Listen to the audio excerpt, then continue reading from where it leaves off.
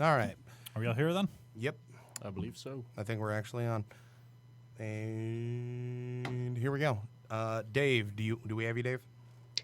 I think so. All right, cool. No opening theme, I suspect, given that we're running over. But just making sure everything works properly today. And a 3, 2, 1, let's go.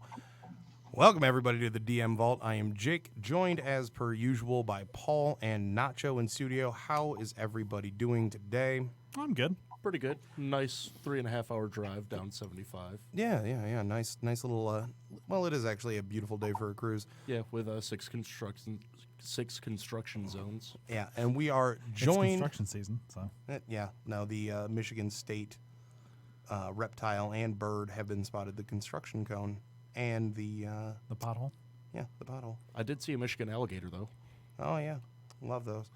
We are joined today by one Mr. Dave from Tactical Tokens. I would like to point out really quick, too, that Dave is also from New Jersey, and that we've had another Dave from New Jersey who also plays D&D. Dave Bryant from Nerdarchy was on the show with us once upon a time back when we were 3DMs.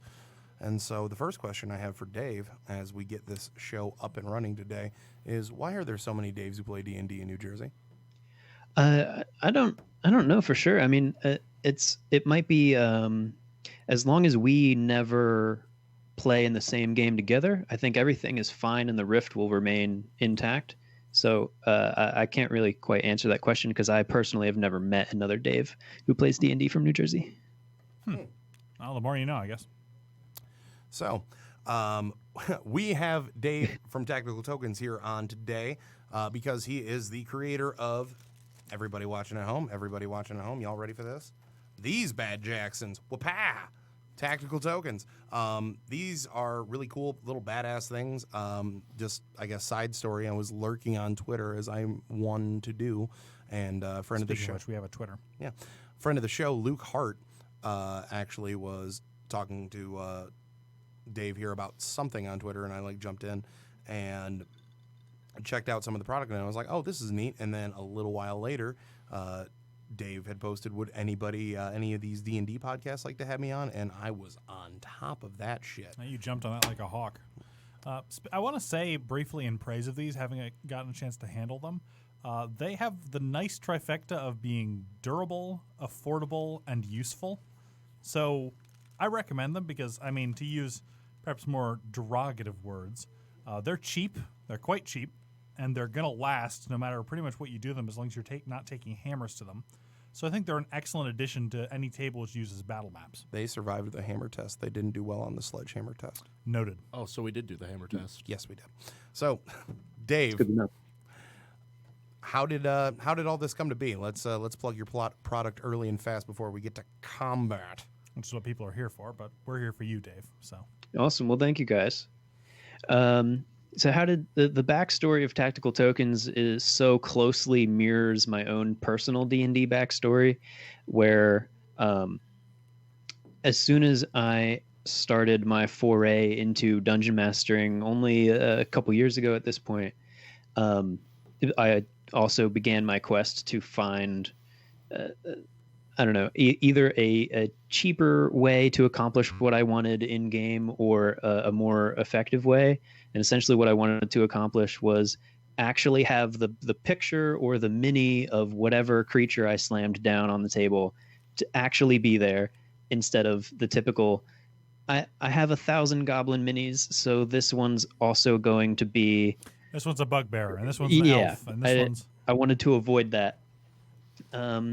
And I couldn't see a product, or after months of searching for a product, I didn't find one.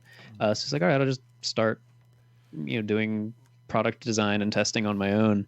And a few months of that later, came up with their current design and just absolutely fell in love and had one of those eureka moments of like, oh my gosh, this could totally help so many other people. I need to start this now. And Yeah.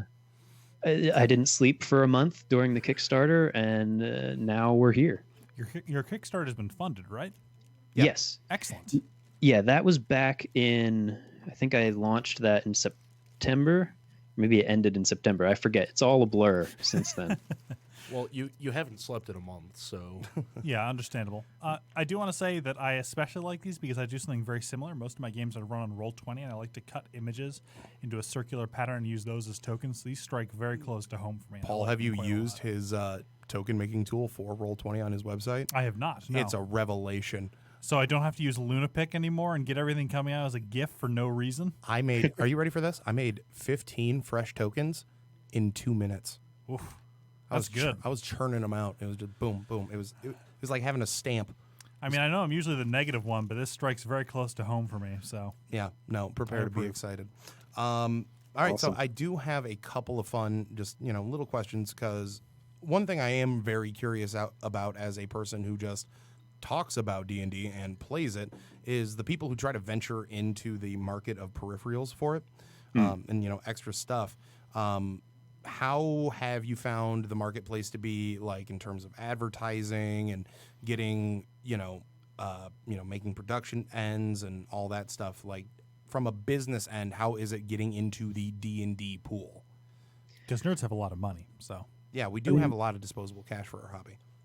I think the market of nerddom is a very could be a lucrative one, but I've found that running a gaming business or at least a tabletop adjacent business has been two things mostly: very expensive and incredibly rewarding at the same time. so those two kind of cancel out, is what you're saying?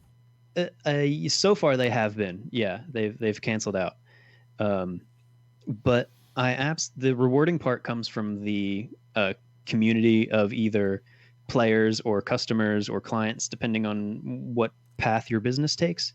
But it's podcasts like this, other D&D tabletop creators that I've sought out. So to touch on the marketing side of things, I have done minimal traditional or digital advertising like Facebook ads and that kind of thing, and I know they're effective, and I'll eventually get there. But I like the connections I've made since launching the Kickstarter. The sort of underground word of mouth connections, you mean? Those have been by far my my favorite connections and the most return on investment in terms of both effort and money, because a lot of people are just trying to do the same thing, either grow their own audience or just help others enjoy a hobby that they too enjoy. So that's what I'm all about, at least at this stage in my running the business. Yeah, makes sense. Well, that is wholesome and that is delightful to hear.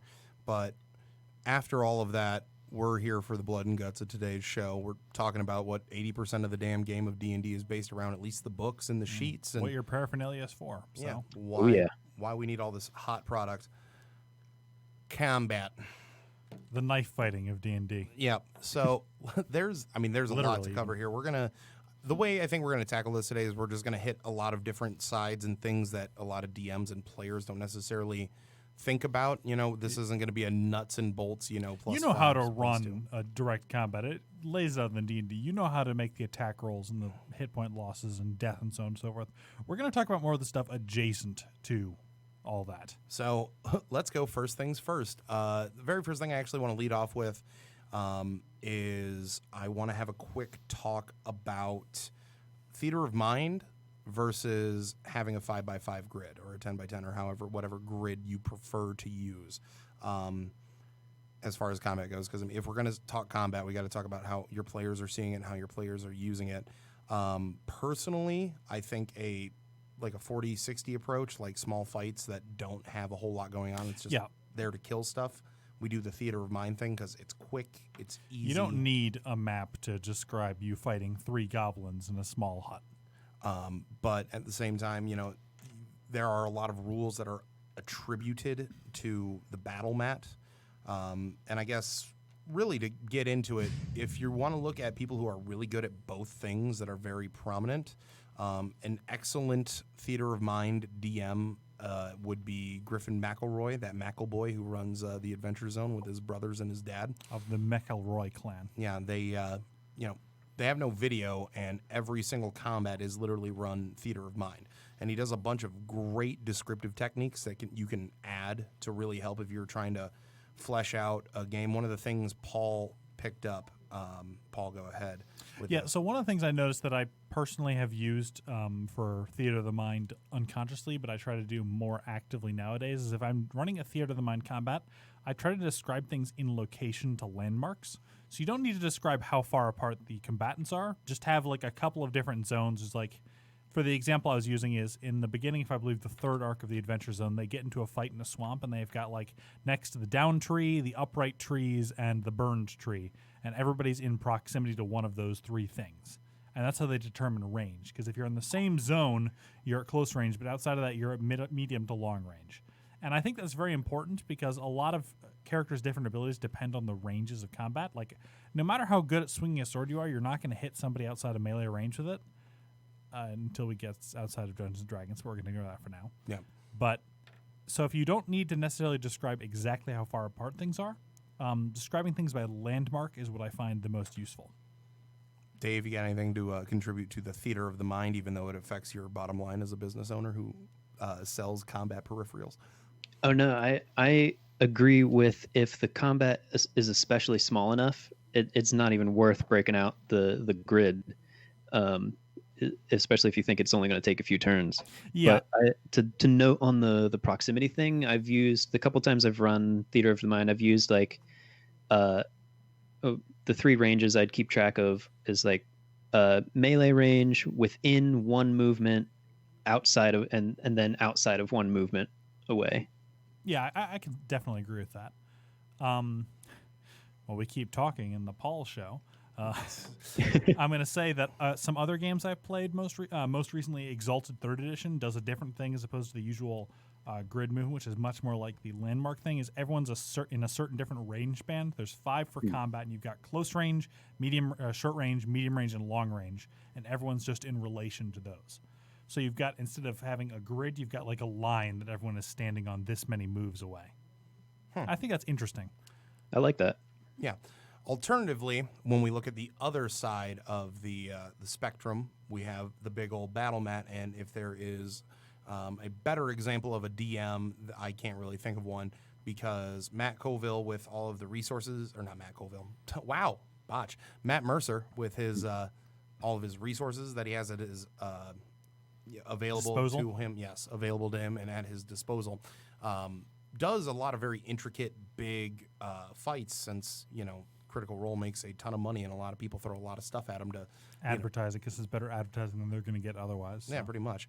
Oh yeah. He has these big, excellent looking fields of battle and all all this stuff. One of the best parts about doing, and why you would want to do a big battle map in the first place, is it gives you a lot more you can interact with. Instead of just describing the room and people punching and kicking, you can have terrain that's, impacting or affecting a lot more easily construed. Obviously, most of the rules of this game are written specifically for 5x5 or 10x10 with distances and all these things measured. One of the big problems obviously you run into, though, is it drags combat on. I don't know, I'm pretty sure it's happened to every DM. You're running a combat, and then even though it's like, okay, this combat isn't that serious, you've got players who will sit there and analyze this thing like it's the Cuban Missile Crisis, just like looking for How problem. can I tilt this best to my advantage? And I mean, at a certain point, you just got to say, okay, look, you won. There's one goblin left. He's crippled. Just kill him. Just end it. But this goblin could get an attack of opportunity on me, and I only have 3/4 of my health left. Yeah. I will admit I have had moments of weakness where I have shouted at a player before. I'm just like, just kill the fucking thing. Just end the combat. I actually had a moment like that this Sunday where they'd killed off everybody except for one person who was only a support unit and couldn't actually do any damage. But they still decided to drag it on for another 3 rounds, chasing it down while it tried to run away. I'm like, we can just say it's done. Throw Like, a it rock can't at beat it. you. Okay, so, really quick tips for dealing with the battle mat stuff. Obviously, timers are a godsend. If you can go online, you can buy nice little minute hourglasses I'm really big on the 1 minute turn rule, unless there is actually something that really does need a lot of thinking. Other things that help is using the good old standard American baseball method, where it's, okay, you're calling out who's on and who's up, and okay, it's your turn. You're up next. You're next. Your turn is. Think after about that. what you're doing in advance. Yeah, get everybody focusing. Have phones put away. Stuff like that. I will say, I'm going to be, again, a negative Nancy here again. Some character classes do require a bit more thinking as to what they're going to do. Others, especially things like wizards or clerics at high levels, and they've got a dozen spells to glance through and figure out what they're going to use. But I generally agree with a 1 minute time limit. Generally makes sense. And if you find that you're the player that tends to slow down combat a little bit, after you make your move, try coming up with different ideas and start it there instead of waiting until you're next up. Yeah, definitely try to plan your turns in advance. Because whenever I play a more complicated character, as soon as I do my move, it's okay. If something like this happens, I'm going to Do pick one this. of these paths. If this happens, do one of these. Yeah. It makes things run a lot smoother, but I still take a lot of time at Jake's table when I play a bard. Well, actually, though, that does segue into a bit that I wanted to do a little later, but now is a good time to talk about. This one's more directed at DMs, but players do Keep your some ears open. note. No, it's about coaching newer players up, and because I feel like this is another common thing I see all the time on forums and stuff, like DMs asking for advice on how to deal with. Sometimes you have players who are just bad; they don't understand how mechanics work. I don't know what it is, but I've had like 80% of every valid Vengeance Paladin I've ever had is just really bad at playing Vengeance Paladin. It's not hard. You move and you smite. Well, they gotta, they have to smite. They have to set up certain spells. They forget about like their auras and the lay on hands. Like Paladin's low key kind Yeah, of there's more moving parts than I was actually, laying credence to. I was just making a joke. Yeah, I always forget my lay on hands. Yeah, everybody forgets about lay on hands until it's time for backhanded healing. Slap magic. Yes, the good old fashioned slap magic. So, I guess one of my biggest tips for that though is if you have a player who is kind of bogging down combat just because they Don't know what to do. they're not confident. One of the things that's worked best for me actually, I wrote down like a follow your own path kind of flow chart. I did that for Tom with his paladin once upon a time. He lost it, but he used to have it. And when he had it, the combat would go so smooth because it's like, have you casted your Oath of Enmity yet? Yes, no. Oath of Enmity. Have you prepared a smite yet? Yes, no. Prepare a smite. Have And you so on kicked and so something? forth. Have you kicked something's ass yet? Go kick its ass. Okay, yeah. Now you're paladining at paladining at a 12th grade level, an advanced readership. You're in AP paladin classes now. You've made it. I want to say that's more generally true for pretty much everything we're going to say is going to be generally true for just about every system. So don't feel the need to limit this advice just to D&D. Anyway, And life. Write down a flow chart for somebody. Dave, do you have any? I love that flowchart idea, honestly. I'm glad to hear it. It has saved a lot of time with some players because it's, you got to remember everybody learns differently, and just illustrating it in a different way to players, because you can stick the book in front of them as long as you want and hit their knuckles with rulers and shit, but that's not going to fix somebody having a hard time comprehending the information. But moving on from that, on to our next bit. So, back kind of to the top of our order, with combat, I wanted to get that a little bit out of the way, but with combat, here's another thing I really wanted to address with how we do combat. So for me personally, let's talk about when the fight actually starts. When the players have either ticked somebody off, or something is just naturally ticked at them, or whatever has happened, that fate has coincided that everybody is going to now have a wrestling match. It looks like a brawl is brewing. It looks like a brawl is brewing. And so your combat's about to start, and this one's more for DMs. But one of the things I really love to do is I try to keep in perspective what this fight is affecting. In the back of my mind, one of the things I really like to have, just locked in there is, why is this fight happening? Is this fight over a fatal issue? Meaning, is this something that people would kill over? Why are people getting in a fight? Or is this a issue that can just be, resolved by getting your ass kicked a little bit and then, oh, okay, I'm sorry. Not every fight has to be to the death. In fact, most fights probably shouldn't be to the death because that doesn't make much sense. Most people are not willing to die over a bunch of power tools and some boards. Very true. You spilled my beer, now you die. Yeah. Well, we'll get to that in a second, but the main thing with a fight, or another thing with a fight like that I try to keep in mind, is how the law is going to feel about that fight. How John Q. Lawman is going to find your little throwdown. Because sure, let's paint a quick picture. Who's going to jail and for how long? There on this goes fight? the camera. Whoa. I'll try to fix it. Nacho's got it. I knew this was going to happen. I blame Ben. 'Cause Anyway. He tripped the cord. Now fight.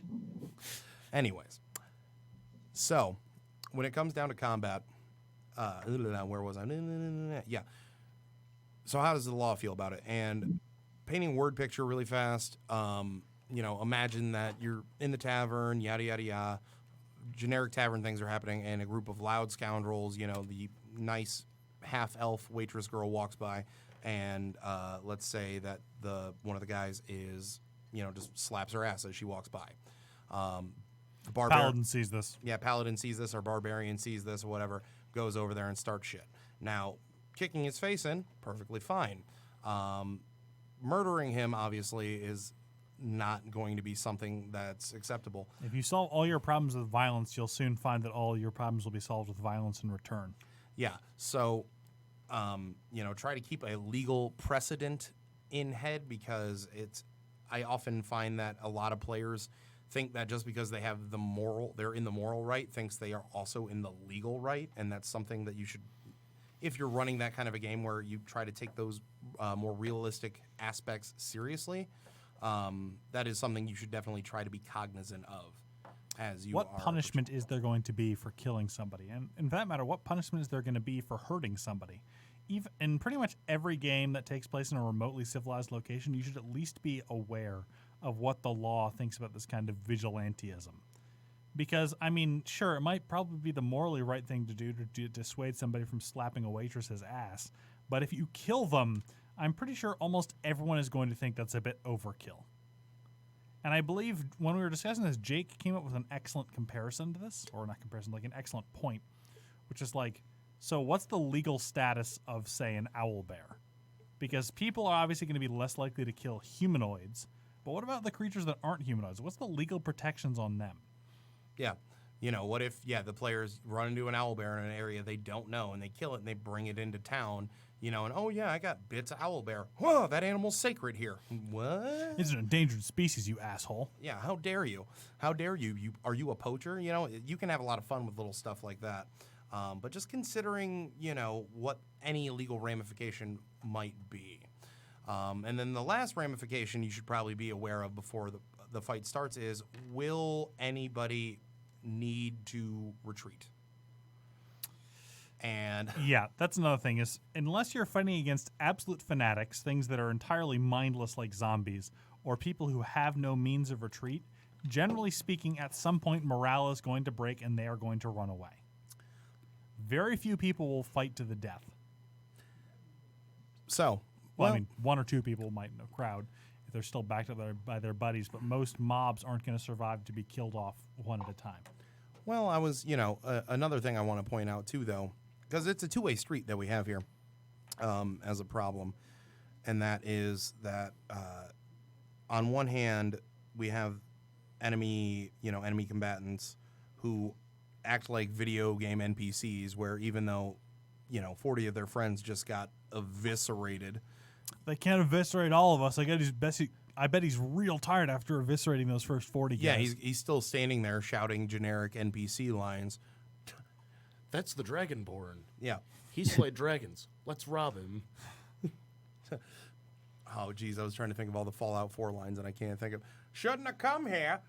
just random shit like Can't wait to count out your coin. yep, and, all these random, they're not going to do that. But at the same time, there is a inherent problem with D&D, in that a lot of parties think that just because a problem has been put in front of them, that means that problem can be beaten very By easily. their current by their current standards. level and force. I actually have a pretty good example of that. Oh, Hit us. So when last game I was running, the party was out camping, and one of the characters that doesn't sleep, they're sitting there on watch, and it's like, yeah, as you look to the south, you see a group of 6 owlbears traveling from east to west. They weren't coming towards them. It's, hey, as you look this way, they are just walking across a clearing. So it's like a fun little description thing. Yeah, they woke up the whole party, immediately started fighting them, started to get their asses kicked because they were under-leveled for owlbears, and they were just walking through, minding their own business. And then eventually my party's like, wait, let's try to talk it out with them. And I ended up playing it by ear, and it's like, okay, well, these You just tried owlbears to like kill shiny stuff, so now they're taking away their gold. And That's it's like, yeah, you reasonable. got mugged by owlbears that wanted nothing to do with you. yeah. You got reverse mugged by owlbears. You tried to mug them, and then they mugged you. But let's, Yeah. Dave, what do you got to say about retreating? Because I got a thing to jump into about smart retreating, but I really want to hear what Dave has to say about this. Well, in something I've used for the enemies, which we might get into a little bit more later, is stealing, almost using the bloodied half HP thing from 4E as like a cue for some of the enemies of like, ooh, we might not win this one. Let's get out of here. An excellent point. Another great feature of 4th edition was the bloodied condition, where if a monster has lost more than half of its health, it is considered bloodied, which is affected by many different abilities. Yeah. It's also a good time for you to mention to player characters, hey, this guy has less than half HP left. It's a nice little rallying cry. It's remained in my lexicon, even though, we play 5th edition now. I think all of us here at the table still use bloodied. Because well, it definitely lets the players know, like, without me having to like describe the cellular degrade of a human being as he's taken like 15 attacks, and only now is he actually really looking like he's hurt. Bloodied He is eats just his Wheaties. bloodied is a great way just to let the party know, oh, okay, we're in the home stretch, we got him halfway. He's looking pretty banged up. He can barely walk. Yeah. There's blood everywhere, and the toilet still isn't fixed. But as far as retreat goes, if you want to have retreat things in your game, this is another part of the whole retreat issue that is a two-way street. The players need to try to be cognizant of the fact that, like, hey, running is sometimes a very smart thing It is to a do. valid option. You should not just charge headlong at every challenge and expect to get through it by providence alone. One of my favorite quotes of all time is, we're not retreating, we're advancing in the opposite direction. That's what we do. It's, there's, for whatever reason, players think that if they just run away from a fight, they lose the game, which is not true. There's Now- so much that can be gained from it. Now, to be fair, the game itself for a long time did encourage this by only giving out experience when you killed monsters, which is why there was a sort of a take no prisoners and kill them all attitude going on, which I personally disagree with, as I've mentioned before. And on the other side, too, though, DM needs to let the party know up front, like, hey, I might throw some stuff at you guys that you won't be able to beat. And you need to be aware that running away should be an option, if that's how you want to play. If you're very good about crafting your encounters, and you haven't accidentally smoked a party yet, then good on you. You don't really need to heed this advice too much. So... Actually, I want to move on to the 4th edition stuff, though, since we already mentioned Bloodied, and now's a really good time to bring it up.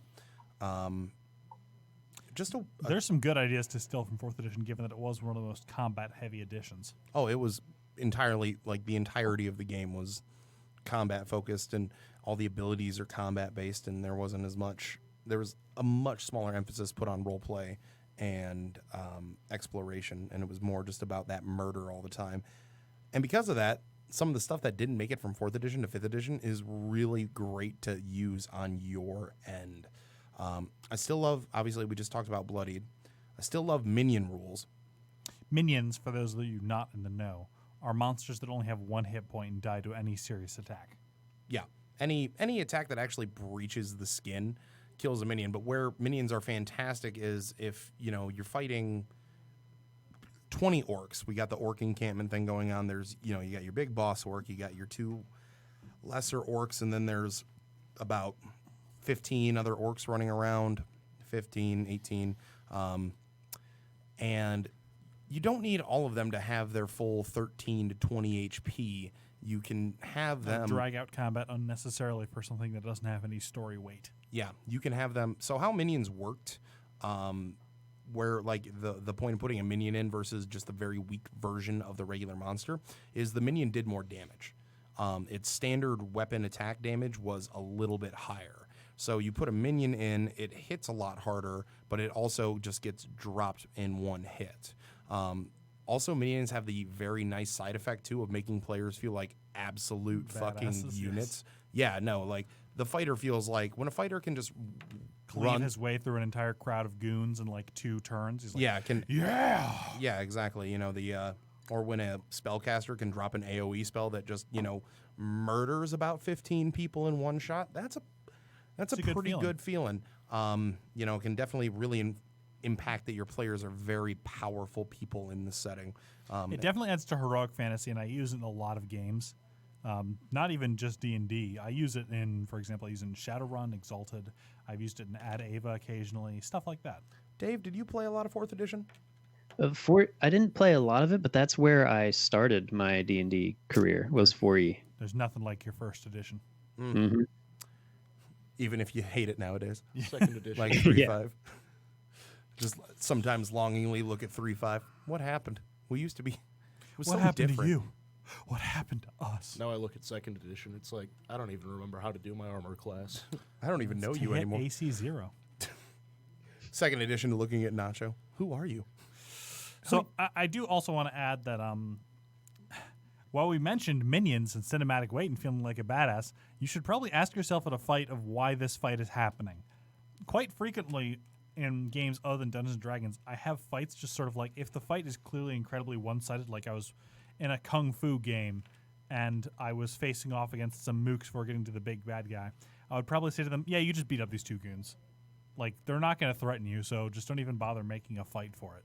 Well, I do think though with the way the character sheet is really weighted, and there are a lot of players who just, they're not here for story, they're not here for role play, they are here to use dice to murder things that are in their brains, which is when you describe D&D like that, that's a really fucked up form of therapy. I mean, this is going to be a hot take, but like if a fight isn't contributing something to the overall story or to character development, I'm not necessarily sure it should happen. Well, there are ways you can tie a lot of these quick added combat encounters in, and I guess this is the part where we just talk about the big boss villains. But first, Dave, you said you've been DMing for about 2 years.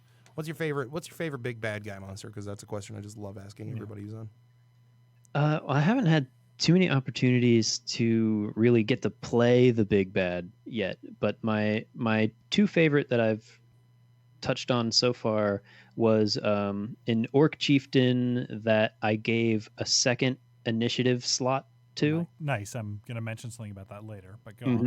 on. That was really fun. And then my other favorite, which I hope to reintroduce to one of my parties very soon, because they had a encounter with her previously, was an Araness from one of the 9 hells with 3 hits every round, like a multi-attack of 3 hits. So that was another one that was very fun to unleash on a low-level party. I can imagine. Mhm. Lord alive. They all made it out alive somehow. They actually used the retreat option. I'm so proud of. Isn't it messed up though when you're actually like, hey, Yeah, they ran away. I feel like it's weird. I feel like a soccer dad after the team, like after the team lost, like your 8-year-olds lost their soccer game. Hey, You did really good out there, champ. It's going to be okay. I'm still proud of you. It's a good way to pump up villains too if your players actually occasionally run away. Yeah, Yeah. If I can get players to run away from an encounter they shouldn't be beating, that makes me feel really proud of my players because it's like, hey, they realized they can die. They understand their mortality. You understand that man is mortal. Absolutely. But when it comes to making a big bad encounter, so this is a problem 5e's had that I think they're finally really figuring out how to address. This is a problem not just with D&D Valley. This is a problem for most games. Is single big bad monsters rarely work out because it ends up like one of those scenes from, I don't know, like from a cop show where the big bad guy strolls up and then 5 people rush him and curb stomp him for the next 5 minutes. Yeah. When there's, we're going to talk a little bit more about action economy. I think that's probably going to get blended in here. But, I mean, the biggest problem is action economy. When you have one big monster with a ton of HP, not a whole lot of, time to do stuff against 5 smaller individuals who are just going to be chipping away the entirety of the time, it's not going to last, especially if it has a really bad initiative roll. Yeah. If you have a young, like a dragon or an adult dragon or whatever, and you have a party that is appropriate level to take it on, but that dragon only gets like a 4 on its initiative, there is a good chance that It's going to get locked down really quickly. Yeah, by the half of its players. HP might get, just walloped away in that first turn before it can even breath weapon, and everybody's going to be able to spread out and get all their stuff in. Legendary actions obviously help with things like this, but it still can. There's been plenty of fights. I can remember one fight particularly that just really broke me as a DM was I made a custom Hydra that was going to be the big final boss of a dungeon. I didn't fiddle with the HP, but each head had a different thing on it and stuff, and I was like, oh boy, this'll teach these assholes, and they nuked it in one turn. The paladin crit on 2 attacks, blew half of its health away, and then everybody else, just like the 2 spellcasters, just elbow dropped it with spells, and all of like my hour and a half of like balancing everything and making sure it was right was gone, just gone in the dumpster. And Yes, I think that's happened to all of us, at least in some way. yeah, As but you throw in yeah. a big monster and the players wreck it. What were you going to say, Nacho? I said, yep, I've been there. yeah, it's happened to all of us, but there are ways around it. So I'm going to give to you a special product. It's called More Than One Turn in the Initiative Order, or you might know it by its brand name, Celerity. Make it roll initiative twice, it acts on both of those. The bigger and more important is, give it more initiatives. Or the other one is More reactions. Ad Ava has a thing where, because it's usually a fight of 5 mechs on one monster, is the monster gets a turn after every single player turn, which is obviously terrifying, which is the point, given that it's fighting 1 versus 5. So I think you can definitely do something like that. The contradictory advice I'm about to give here is don't mess with the action economy, but if you want to make a single big threatening guy, mess with the action economy. Well, if you don't want to go that far out, homebrew, off system, using other stuff from other systems, there's still a couple of ways within the system you can swing it a little bit better. One thing I really like that 5e's been doing a lot with a lot of the recent books is suddenly we're seeing a lot more smaller CR'd monsters have Legendary actions. and legendary resistances and just a big old bloated health pool. Matt Mercer actually, again, gets a lot of credit here because if you go to Critical Role and watch some of his bigger fights, you'll notice that like a lot of things have way more HP than they deserve any right to be. Like Dark Souls boss style. yeah, Dark Souls boss style. Like even though there's however many people they have on Critical Role per week because the roster changes 6 or 7. Even though sometimes there'll be 7 people wailing on one person or 8 if they have a guest. It's got an extra 300 hit points, so it can soak it. Yeah, that's something I was going to bring up. Is that's actually, I'm going to completely contradict you here. That's something you also kind of want to avoid. Is if it's the boss can also be too tough. In the game I ran Friday, they were fighting a boss enemy, but they were doing like 1 or 2 damage a turn to its 45 hit points. So it took them 8 turns of their barbarian equivalent sitting on its chest and full attacking them every round before they finally killed it.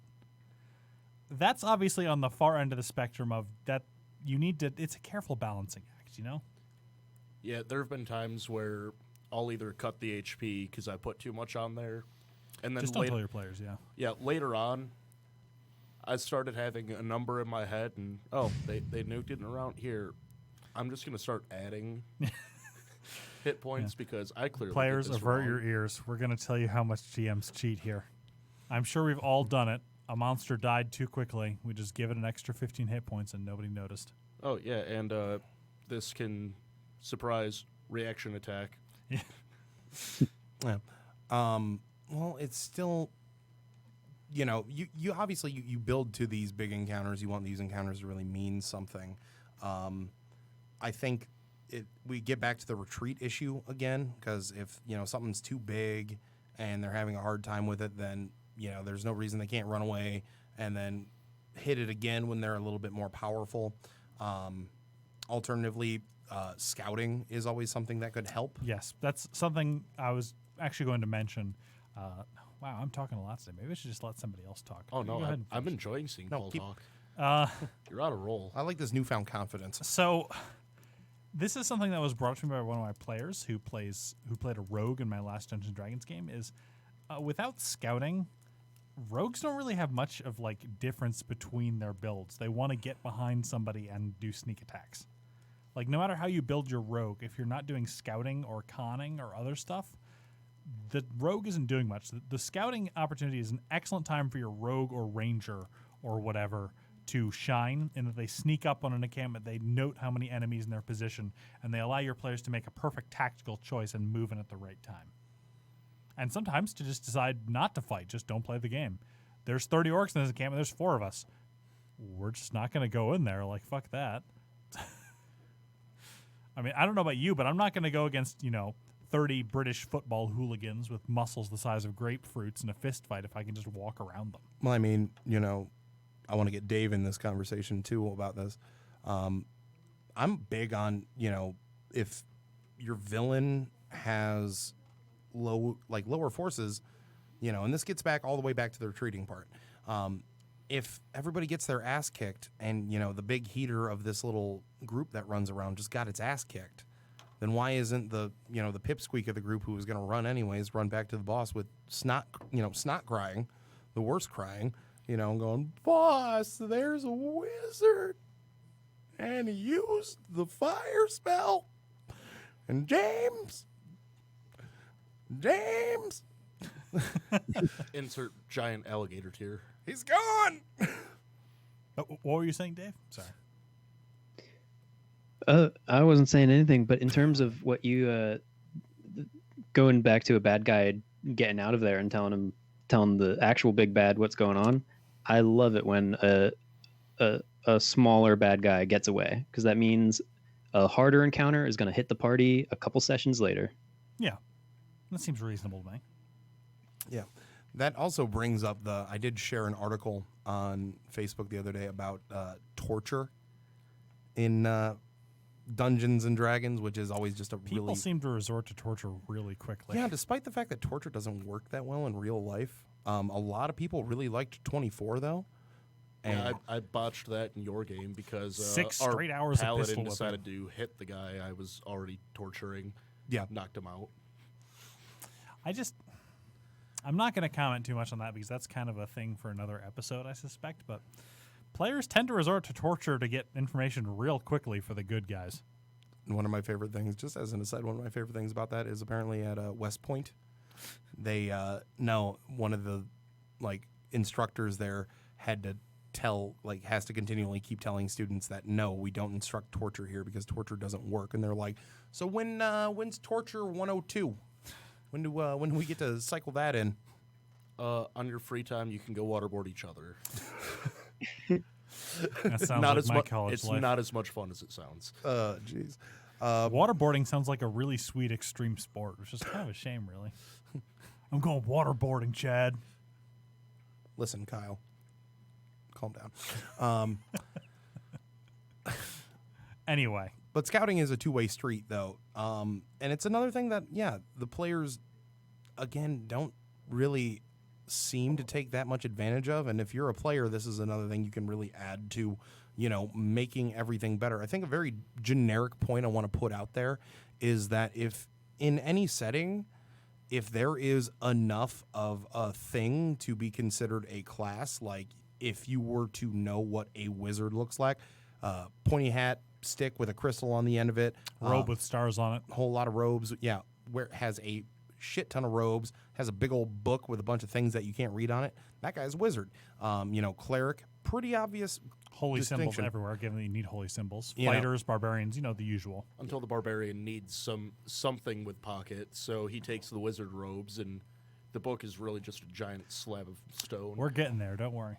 Yeah, the monk and rogue might be the only ones who can hide, but if you're what these things are, if you're You can report it back to your boss. cognizant, it's like everybody would know what this is, and this leads to a much deeper combat experience, because if you're the villain, something I'm really big on is if a villain knows that these plucky heroes are coming to stop him from doing whatever he's doing, then he's going to try to drain them of resources. Winning a war is not about just straight up murdering the other side, although if you can do it, it By all wins means, a war do it, pretty but- quick. But winning a war is about draining them of resources. And draining the party, if you treat it like that, draining the party of resources is a good way to wear them down and build tension in the game. If you're trying to play a very intelligent villain like a blue dragon, then, blue dragon wouldn't just go out there and start strafing them immediately. No, he'd wear them down, make sure that they're out of spells, out of ways to pull their own ass out of the fire, and then he'd strafe them. And he'd probably start sending out specialized hit teams to deal with the PCs once he gets some information back. And again, that's true for any setting and any game, is if your opponents know what the players can do, they're going to start specializing to counter that. They're not just going to keep throwing generic goon squad A at them. And that's when you mix things up by having the wizard wear some full plate and throwing the monk in the wizard robe. So when they rush down the man in the dress, they get the shit kicked out of them. So that's a story for another time. Just shaking it up a little bit. I'm a muscle wizard. I believe it was Punch Wizard. Yeah, something like that. With I cast fist. hey, it's a great spell. I've used it personally myself. No, but there's so much that can be said for specific things like that, like positioning and the scouting knowledge and stuff. Because that's actually another thing that I hear all the time too, is players complaining about sometimes that they're being targeted or singled out for what class they are. Like the wizard, complaining that, oh, they're always attacking me, you're trying to kill me. I'm going to just put this very, politely. You're the fucking wizard. The standard of Geek the Mage would exist in any setting where there is a person who can literally shape the forces of the universe into a coalescent power and aim it at shit. And you look pretty frail and sickly to me, so... Well, no, you know what's... Geek the mage first, as this adage goes. Listen, the guy with the golden battle axe that's being litten up by the power of his god, that's something worrisome. We'll move him down on the priority list a bit. I want to run around him. I don't want to try to beat that wall up. The rogue, that's I saw him jump in the bushes. I haven't seen him in 5 minutes. He's probably gone. He ran off. Hopefully he's not there, and hopefully I don't get stabbed. Meanwhile, the guy who really concerns me, the dude who can blow shit up with his brain and words, that is a problem. Learning positioning as a player is something that if you're going to play a wizard or anything like that in a fairly tactical-minded game like this, definitely just try to mind your P's and Q's of where you are. It's not much of a hard lesson, but some players just need to be reminded of it. Doing something, just rushing out there, and be, just to get there and, hey, I ran out here and, trying to be cognizant of what's going on around you within a quick, orderly fashion, because this is how we get into the Hemmen and Hawn part of There's also battle gonna be mapping. some- this is definitely a battle map exclusive thing. If you're doing the sort of positional theater of the mind, this isn't as relevant, but still, it's something to be concerned about. Yeah. Dave, you got any thoughts? Insights, wisdom.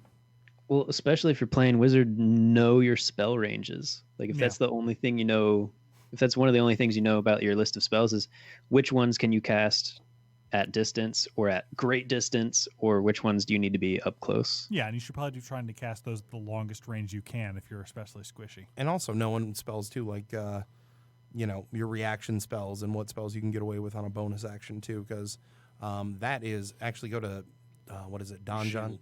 Shield. DONJON.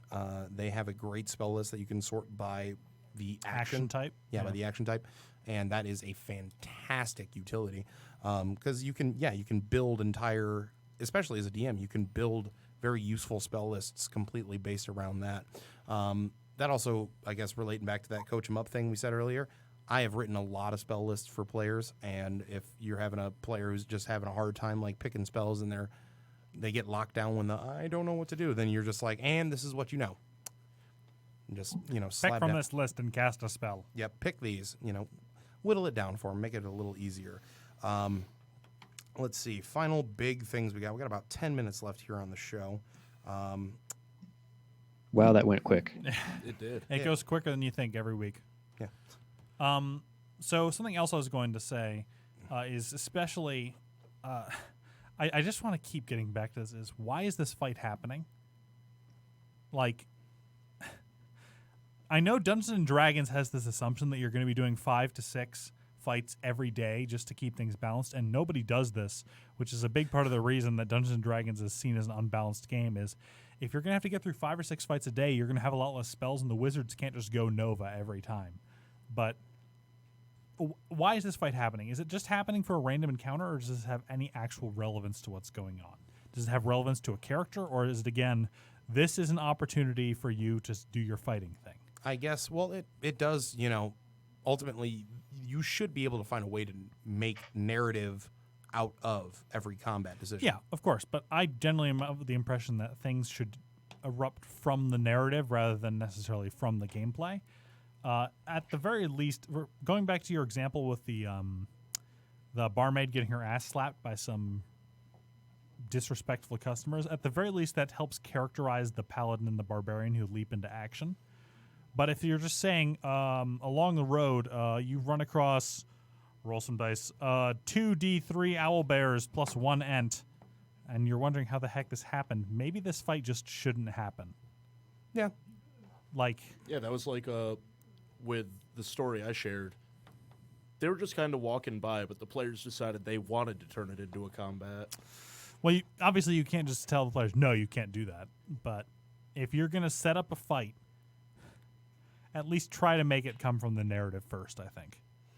Well, I mean, trust me, I agree with you completely. We've had a lot of long talks about this, and we're on the same page.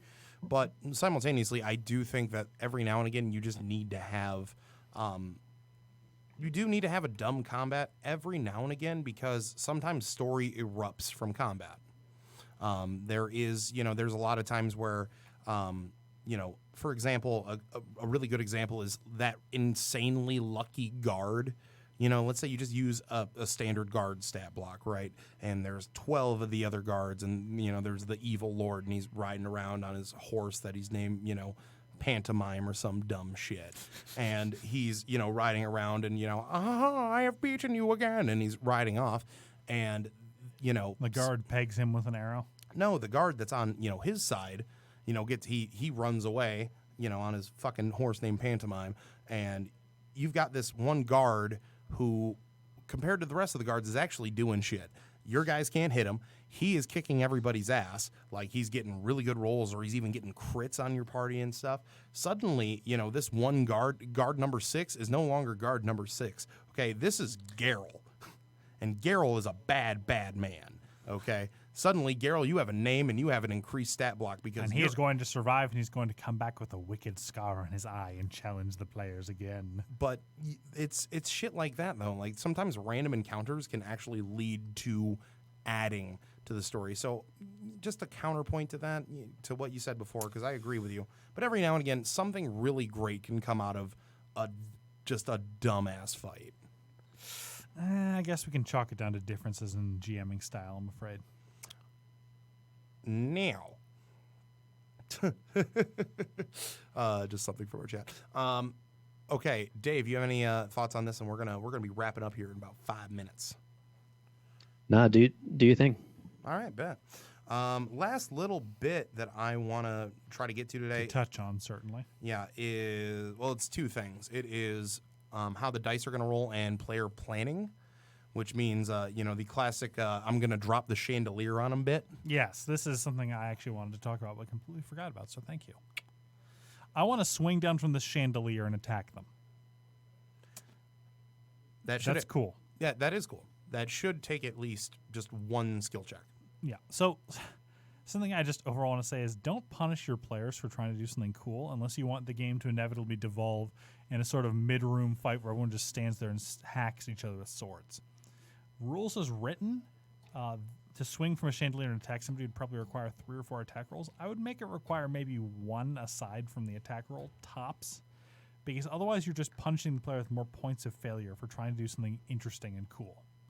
And I'd probably, if they succeeded, give them a bonus in the attack roll anyway. Yeah, allowing wacky plans that players come up with. I mean, there is a perfect line that and it's a gut feeling thing. You can't, I can't just sit here and go, well, always agree to what the players plan to do, because sometimes, yeah, it's just not feasible. And sometimes you need to let them do kind of dumb things to remind them that not everything you're going to do is going to work. But at the same time, you should not be a soul. There is a grace period that exists somewhere in between letting them try dumb things and then figuring out that some of their dumb shit will not work.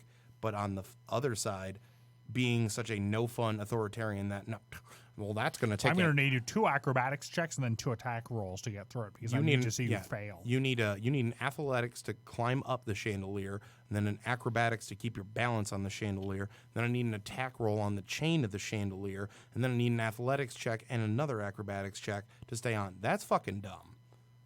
Or you could just give them 1 acrobatics check and One you acrobatics. failed. Well, I guess you and the chandelier both Come fell crashing up. down anyway. Just came crashing down on the enemy, and you tried, but now you're taking falling damage. Yep. Yeah, something like that.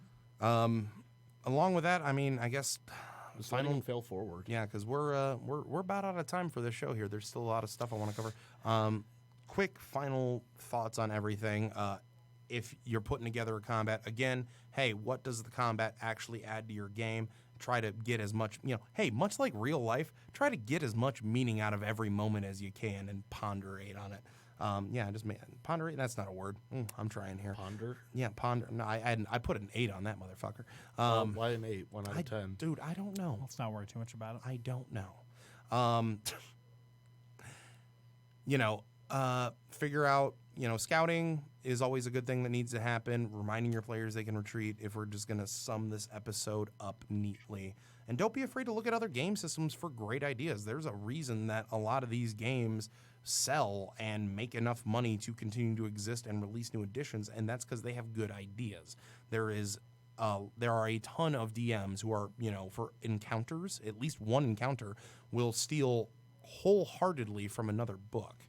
It's one of the best tools you have up your sleeves. If you have a table full of people Blatant outright theft. if you have a table full of people who know 5th edition really well, they don't know shit about Dark Heresy, do they? Hit them with the pimp they don't know. And, last but not least, I mean, the important part of combat is obviously to flex most of the character sheet. Flesh out, use the fleshed out part of the character sheet. Just try to make things fun, Interesting, or some combination of the two. Combat can be a very slow, arduous process sometimes, and so just doing everything you can to make things entertaining is, what you're being called on, because I've ran a lot of combats that have been shitty, and I've had players just sitting there just like, is it done yet? Honestly, it's probably been the weakest part of my game for a long time, and it took me a lot of practice and trying different shit to get to the point where I was like, okay, now I run a great combat. Or at least I feel a lot better on it. But I guess that's my final thoughts. That's my final thought, too, certainly. Well, actually, no, I got one thing to say. Hit me. At the end of the day, you're all trying to have fun. If things are getting too bogged down, simplify things. Bet. Simplify it, and then also remember it's not DM versus player. Yeah, that's another thing is you don't win by making the players lose. As much as I liked buffing up the enemy's hit points, I didn't do it to kill the players. You did it for the players? Yes, so that To make they it more wouldn't, interesting. so they wouldn't kill the big bad in half a round. We really are the villains. Dave, you got any final thoughts for us on combat? Any things you wanted to touch on that we didn't quite get to? My only final thoughts would be let the players try it yourself, and reward if the players do something crazy and it works out, reward them for it. Yeah. This is definitely a game that highly encourages a lot of failure, testing things out and failure and seeing what works and seeing what doesn't. That's our show for today, everybody. You can, if you're watching this on Twitch, you'll be able to find all of the links for all of our social medias. You can click on them there. You can find this podcast where you get your podcast. I'd like to thank Dave for coming on. Dave, where can everybody go to get your awesome shit? Because, again, Nacho, sneak over to the camera and hold up the Aboleth token for him. No, because it's fucking It's a amazing. good token, certainly, yeah. I've been seeing you guys handle them the whole episode. Yeah, we can't help but, just play with them. They're so fun. I have tons near my desk that I use as stress tokens almost. Yeah, so where does everybody go to buy the stuff? Can we get some prices listed on air for anybody who is interested? Absolutely. The best place to go is tacticaltokens.com. We got a shop set up there. On there's the token stamp that you mentioned earlier. I think it's the fastest one on the internet because we don't have borders yet, but we're getting there. You could also we have a build your own bundle thing where if you don't like any of the bundles we currently offer, which we're always adding more, you can just make your own and pick from our entire selection.